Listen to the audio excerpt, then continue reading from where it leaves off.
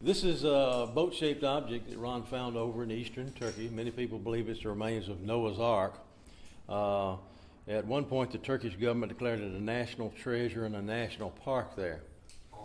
In 1990, Ron and I went over and cleaned one side so you can see what appears to be rib timbers coming down. This. Right. And then shortly after that, we were taken hostage over there and ended up climbing mountains at the end of a gun for about a month. Wow. And since that time, I hadn't been able to get the permits we need. We do three-dimensional subsurface radar, so we can make three-dimensional images of what's underground. And I was over there a few years ago, met with the highest levels in the government. They promised me the permits, and then 2 weeks later, the whole government changed. You mean the coup or something? No, not coup. Coup is recent. No, not a coup. Yeah. Just elections or whatever changed over the whole government. So and you said you and Ron were held hostage by who? It was a group called PKK, Kurdish group. Oh, like terrorist group or something? Well, they're labeled a terrorist group over there. That's right. Wow. The Turks say that's Turkey, and they say no, that's Kurdistan, and so that's kind of the situation on that. These pieces are fossilized, so they're petrified. They're like a rock, but they have organic carbon on them.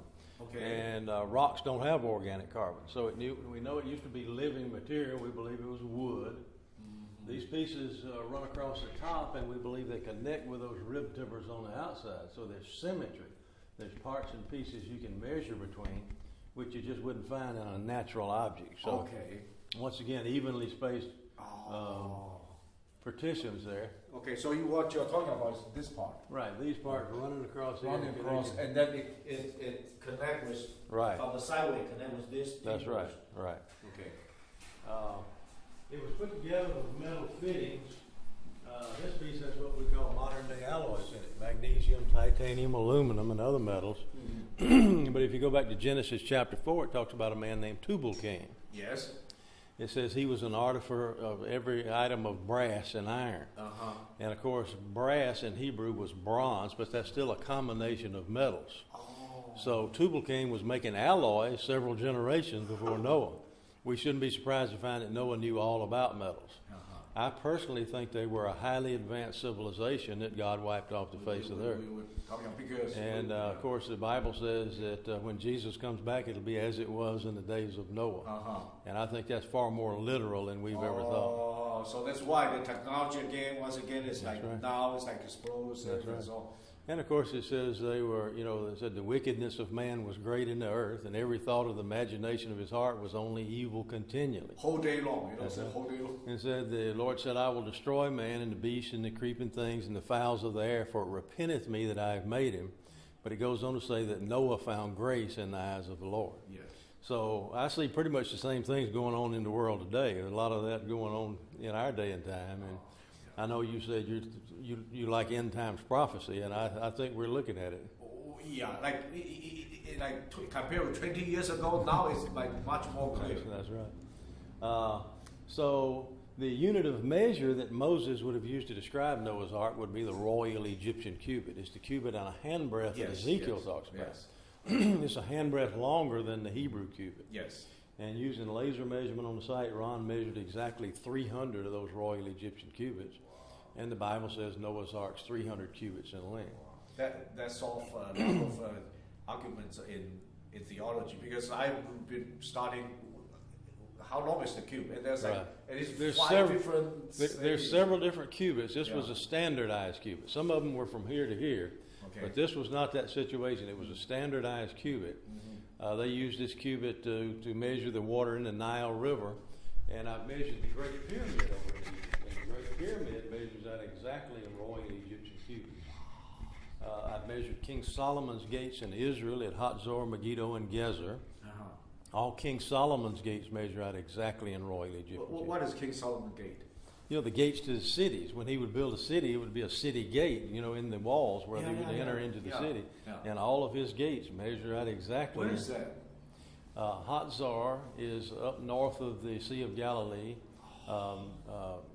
Megiddo, that's Armageddon, is right there.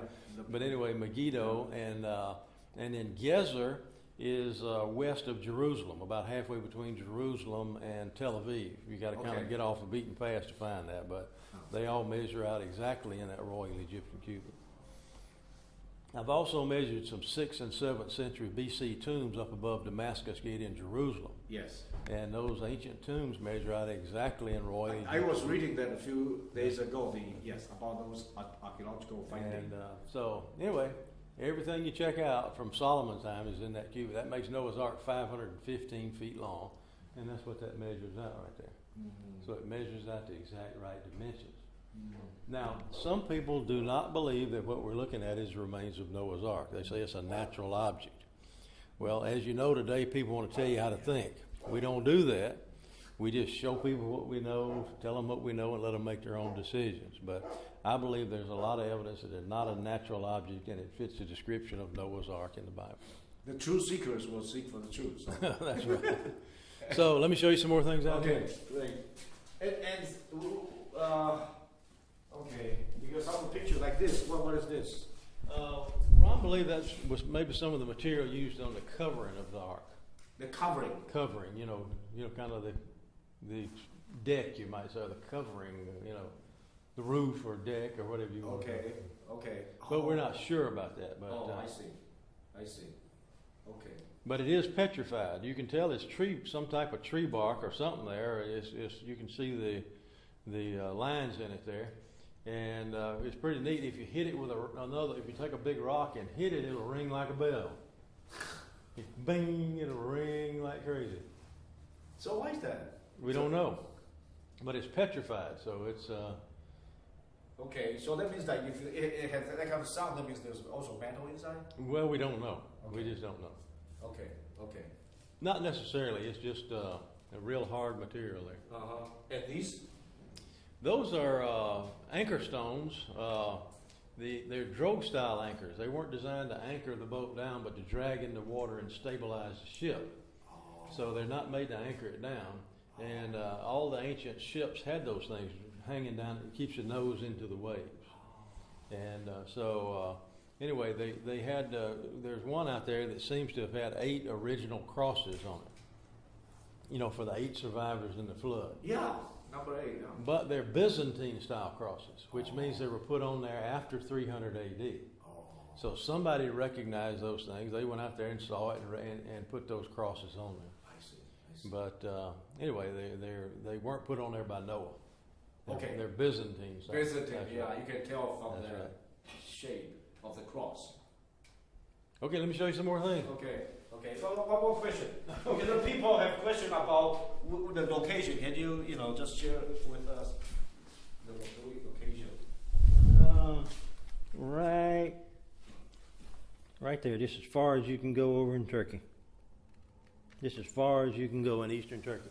If you go another 10 miles, you're in Russia or Iran. Oh, okay. Right at the border of Russia and Iran. Yes, this is as far as you can go. That is the true location. Now, a lot of people have looked for Noah's Ark on Mount Ararat. Right. This is not on Mount Ararat. This is about 11 miles from the summit of Ararat. But the Bible never says Noah's Ark landed on Mount Ararat. It says it landed in the mountains of Ur-Artu, which is that whole mountainous region over there. So to be biblically accurate, it just has to be somewhere in those mountains. Mm-hmm. And this is about 11 miles from the summit of Mount Ararat. Okay, great. Okay. Yeah, that solves the mystery. Okay.